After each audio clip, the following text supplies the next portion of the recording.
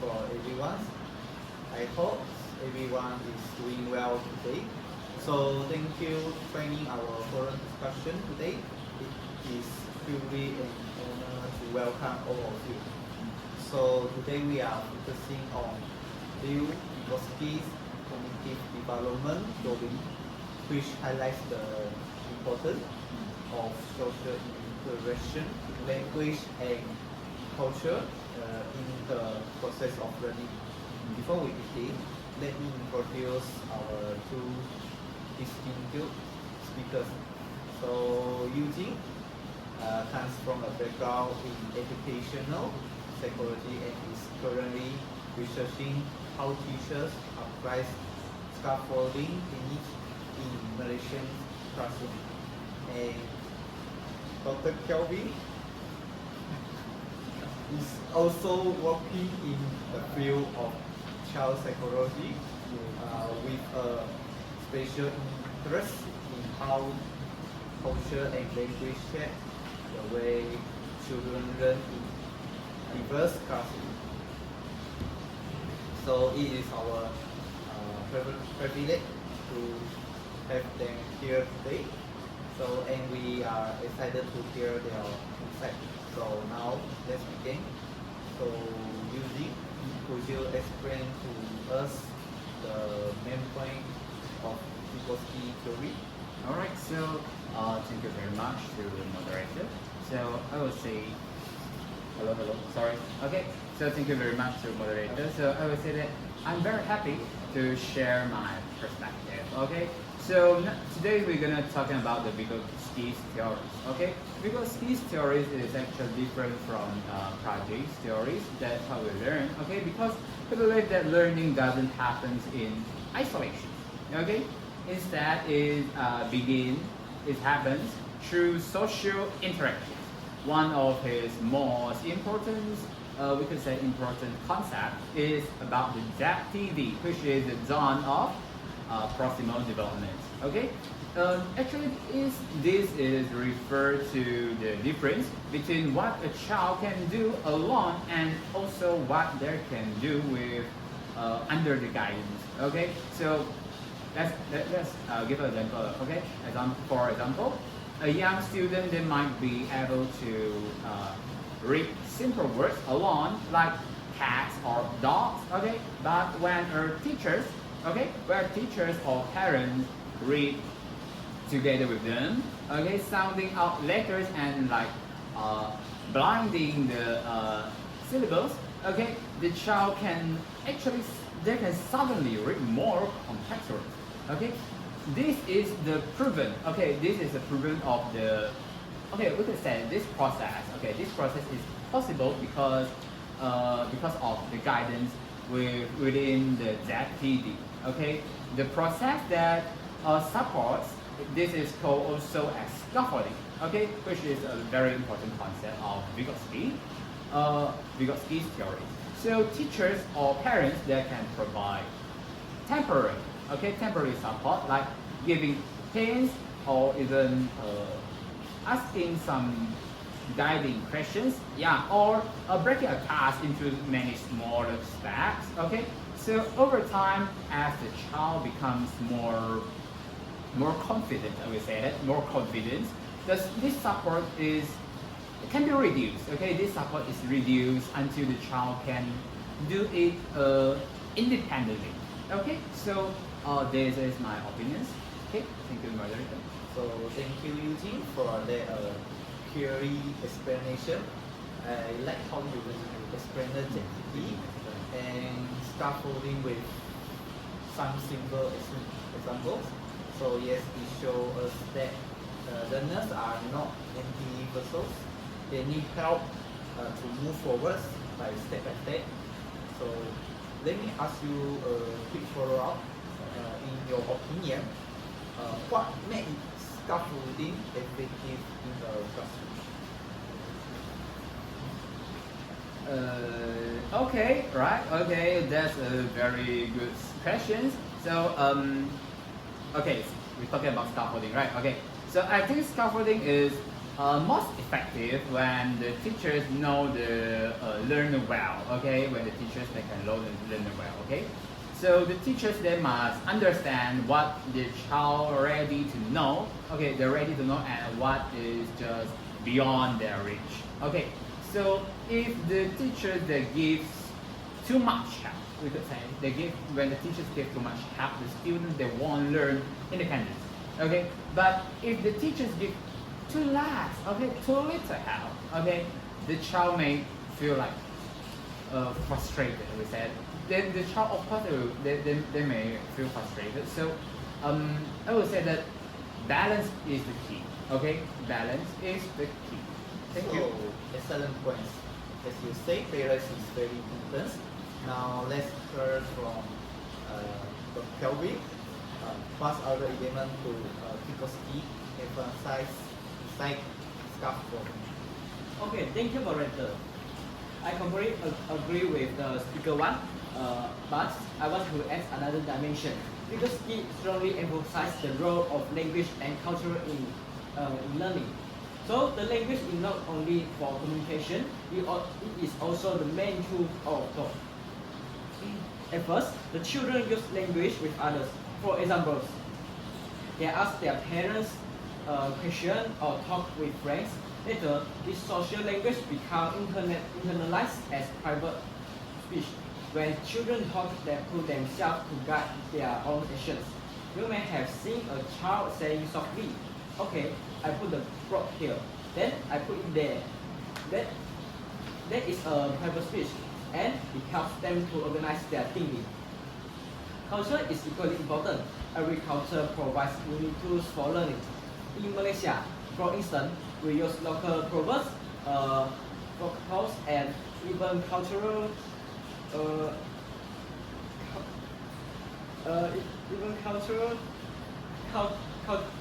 cultural festival as teaching tools. If we ignore the culture, lessons may feel disconnected. But when lessons reflect students' real life, learning becomes meaningful. So thank you, Dr. Kelvin. This is all very insightful. You explained how language helps thinking and how culture shape learning. So I agree completely that teaching is more effective when it connects to the learner's background. So let me ask you this. Why do you think private speech is so important for a child's development? Okay, private speech is important because it allows children to practice self-regulation. It helps them plan, make decisions, and solve problems independently. Without private speech, children may struggle to organize their thoughts. So, it is a bridge from social learning to independent thinking. So wonderful. So we have now heard about JTE, scaffolding, language and culture. To make this idea easier to imagine, so let us short creative role play. So here are the rules. Each of us will role play as a flower in your garden. So each flower will represent one part of Vygotsky theories by using this imagery. So we will show how children like flower grow best in the right social environment. So, speaker one first. Okay. Let me be the first. Okay, thank you. It's better to be the first, right? Because if I not thought so beautiful, it just I have the allocation that I'm the first one. I don't have a model to moderate it. Okay, so for me, I would say that role play as a flower. Okay, flowers. So I'm a rose. Okay, I'm a rose. Okay, I'm bright red and full of potential. I would say that. Okay. So alone I can grow a little, but growth is limited. Okay. So when the gardeners water me and also give me like sunlight, okay, I can bloom beautifully. Okay, I can bloom it. So this is just like scaffolding. Okay, we connect with the theory, right? Okay, this is just like scaffolding. With the right support, okay, students can achieve much more better than what they could done alone. Okay, so I think it's enough, right? Okay, so we continue with speaker 2. Okay, okay. Okay, it's okay. So for me, like for example, I am a sunflower and I always turn toward the sun to find direction. Just as I look for the light, students look to teacher or peers for the guidance. Okay, my toe growth represents the zone of possible development. This part is a ZPD. With guidance, I can reach height I could never achieve by myself. Okay. So for me, I like IMB. The flower is for lily, so I bring the progress to the garden. But my beauty is best seen when I grow together with other flowers. So this shows that learning is social, and students like flower flourish when they learn together in the community, not in isolation. So just like flower in the garden, children grow stronger and brighter when nurtured with support, confidence, and social interaction. So this is the essence of Vygotsky's theory. So that was a refreshing way to see theory comes alive. Now let's continue. So Eugene, how can teachers apply this theory in practical classroom? Okay, so thank you, moderator. Okay. All right. In my opinion, okay, teachers that can apply Vygotsky's theory by like anchoring groups works or let's say peer tutoring. Okay, about the tutorial. Okay, when stronger students like okay, let me take a okay, where stronger students have the weaker one. Okay, they act as the more knowledge. Okay, more knowledge than others. Okay. So both the students they benefit, okay, when stronger, okay, the one that like depends understanding by teaching, and also the weaker one they gain new knowledge with the guidance. Okay, so another method, okay, we can say that another method is guided questioning. Okay, instead of giving the answer directly, teachers they can ask about like, what do you think happens if how do you think what happens if, okay, or let me think another example like or okay, can you explain why, right? So these prompts that can push our students to think critically, okay, while staying in their ZPD, staying in that zone of proximal development, right? So, do you remember that about the 6C, right? So, the 6C from our educationists. So, the 6C, besides the critical thinking is actually always connected with creativity, right?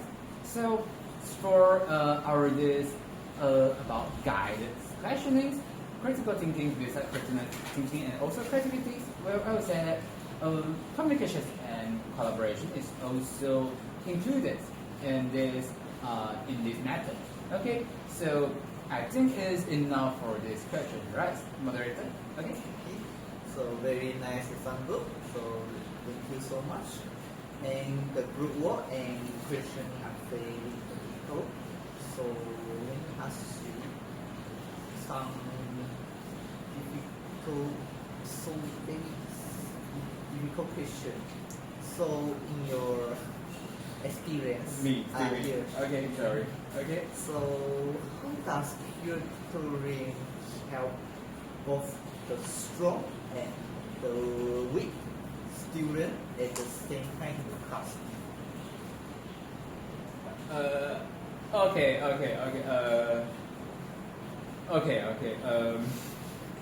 Sorry. I'm so sorry. Sorry about that. Let me think for a while. Okay. So the question is actually how the peer tutoring help the students, right? But we need to find out that it's strong student, the beginning to strong student, weak student. So right. Okay.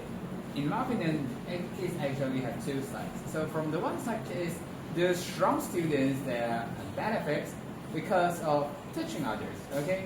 Because teaching others require them to organize and also expand the knowledge theory. So the explanation of which depends there on understanding. Okay, so this is one side. For another side, for the weak students, the weaker students, okay, the weaker students that benefits because they receive the explanations from the stronger students in a simple language. Okay, we usually use simple language between friends. Okay, but not teachers and students because we need to be more, we could say, academically. Okay, when we talking formally with teachers. So often between the simple language in the students, it is often easier to understand than the teachers. So I think it is, I think that it is a win-win situation. Okay? So, thank you, Eugene. There's a very exciting point about how to help both strong. I think that is excellent, right? Excellent. Okay. I think this is the Thanks, point. right? Okay. So now, Dr. Kelvin, so what are the applications that do you see in the classroom? So I think another important application is the classroom dialogue. So instead of only lecturing, teachers can ask students to discuss, debate, or solve problems together. This approach not only makes the class more engaging, but also develop critical thinking and communication skills. This among the C that's the Eugene said just now. So, for example, in a science lesson, students who design experiments in groups, then present their findings to the class.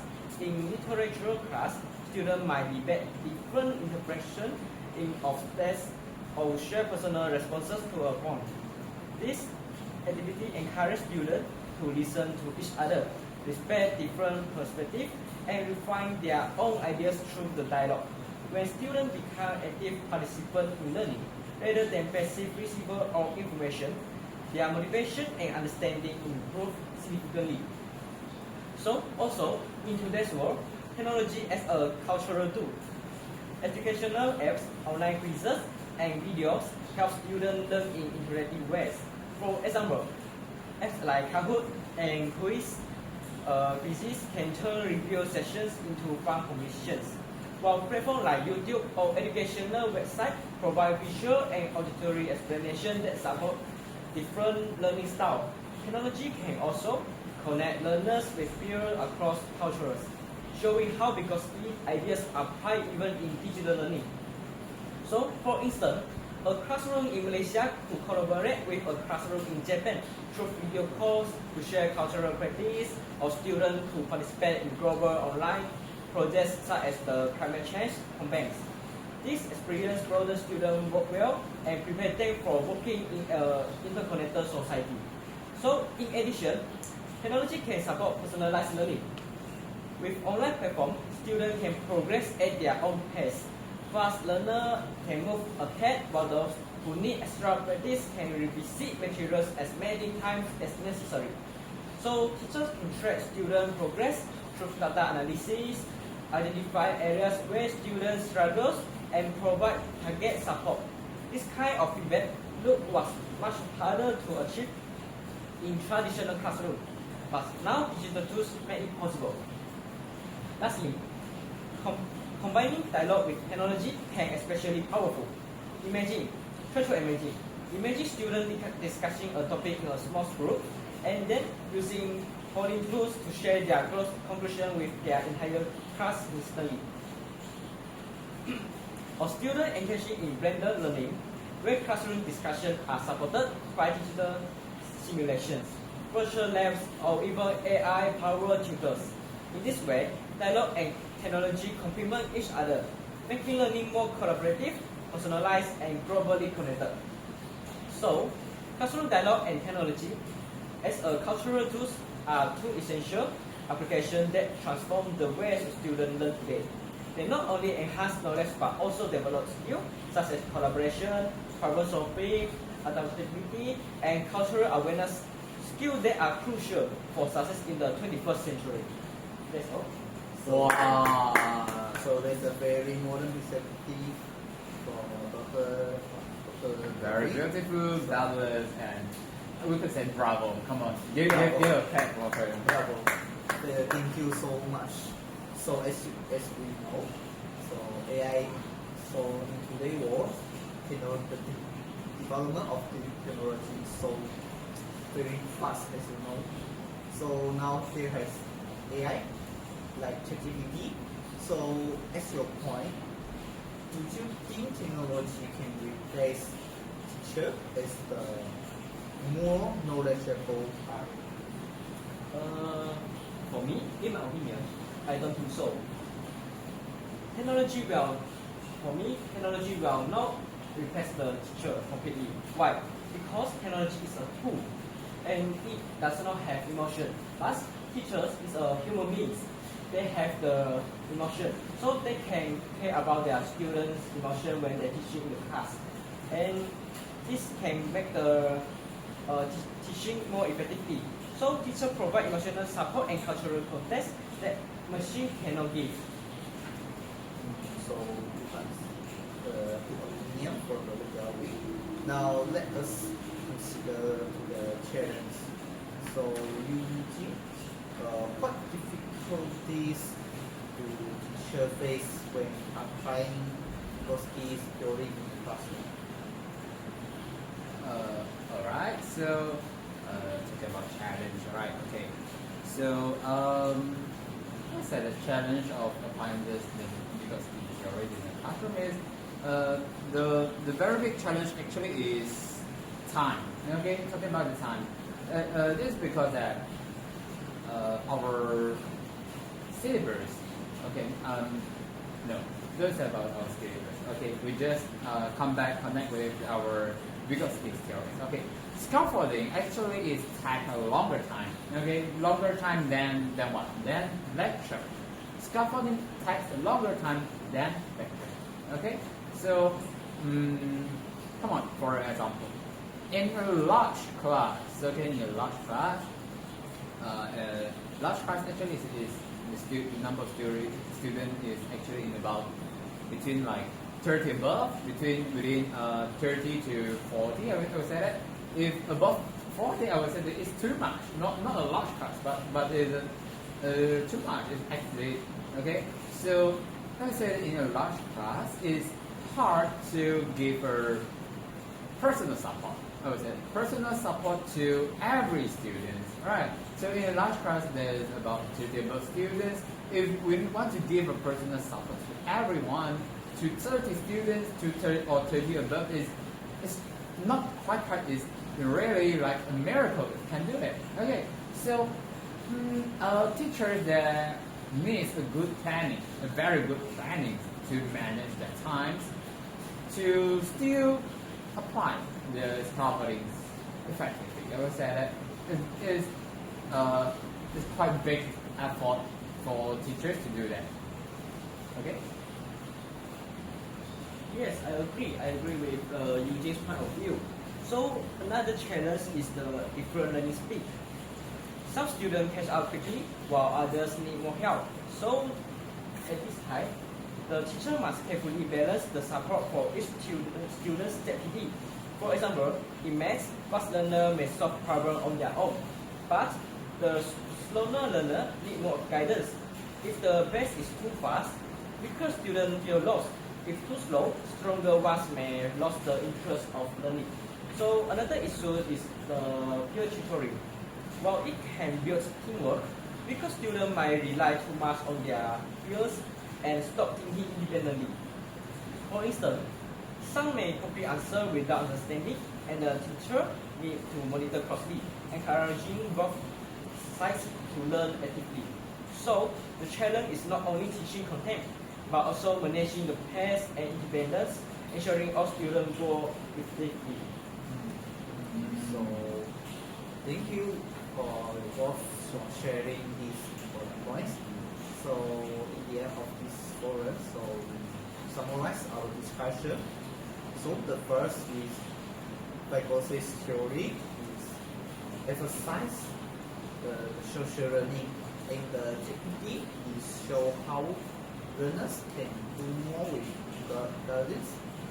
As scaffolding is the step-by-step support teacher to provide until learners achieve their independence. Correct. So, language and culture are essential tools that shape how children think and learn in class. Teacher also can apply the theory through group work, your tutoring, and classroom dialogue, and even technology. Oh, okay. So I think let me add on some. Okay.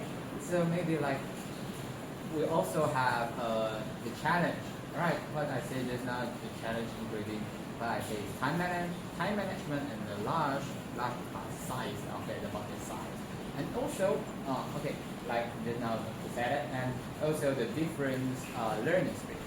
Okay. And also, I would say I want to press about the moderators' ideas is about choose our role play. Okay, our the flowers role play. So I can say that we also learn. Okay, we also learn that children like flowers. That means a right care, a support, and also a good environment. Okay, environment to grow up to bloom. Okay, so I think. I would say that I think here. Okay, so come back to moderator. Thank you for opinion of music. So we follow everyone here. I would like to say that thanks Unique and Dr. Kelvin for their valuable insight, and thanks the audience for joining us. So this concludes our forum discussion on faculties cognitive development theory. Okay, yeah. Okay, that's all. Thank you. Thanks all for me. Thank you. Bye. And teach other.